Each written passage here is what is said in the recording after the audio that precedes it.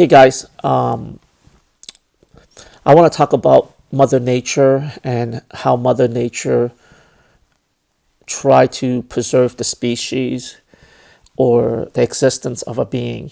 So, if you look at your life or look at your friend's life, this is my personal observation. You're just a deviation, no more than 20 to 30%. You have the exceptional person who leapfrog or surpassed where their parents came from or where their grandparents come from.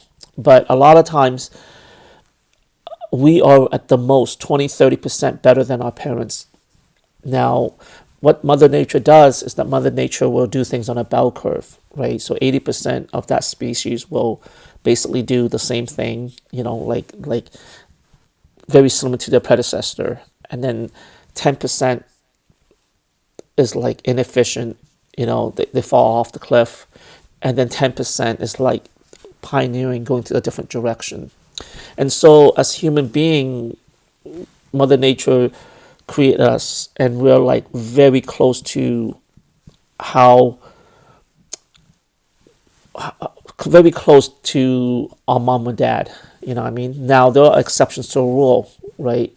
So if you look at your life sometimes, and if you just kind of like sit back, you're gonna realize that in a lot of ways you are very similar to your mom, your dad, or your grandparents. Now, granted, there are exceptions to a rule. Now, for example, my parents, my dad is a tailor, and my mom is a seamstress, and they're worker bees. You know what I mean? And they never really taught me about money or business or how to leverage things. So they're worker bees, and so in a way, I'm 20% deviance of that, right?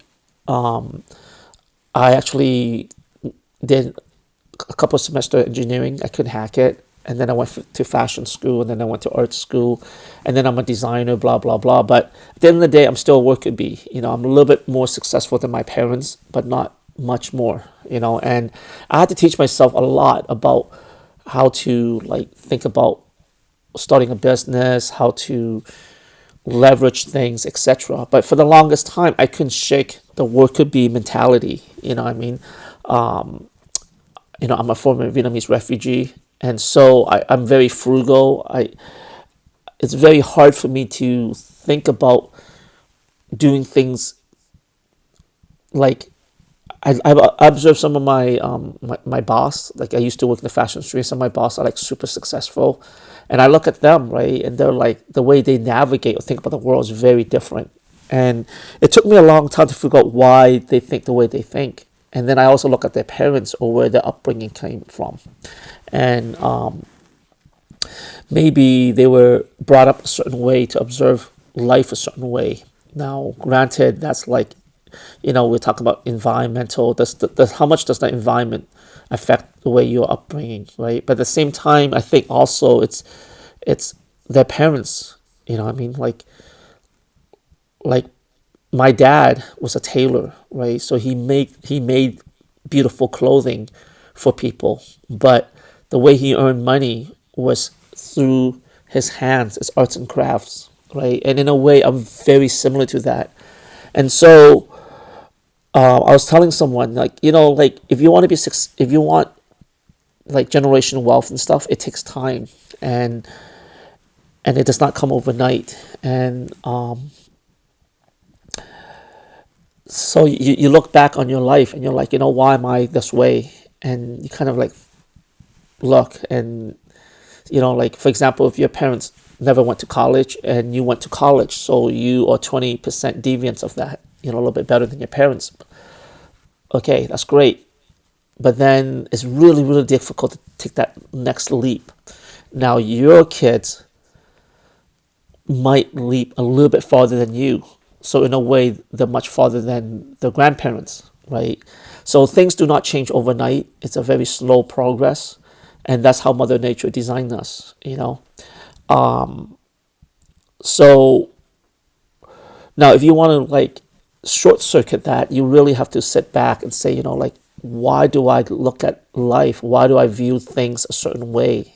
And you really have to ask yourself, like, why? And a lot of times it is your upbringing, or it is part of your DNA.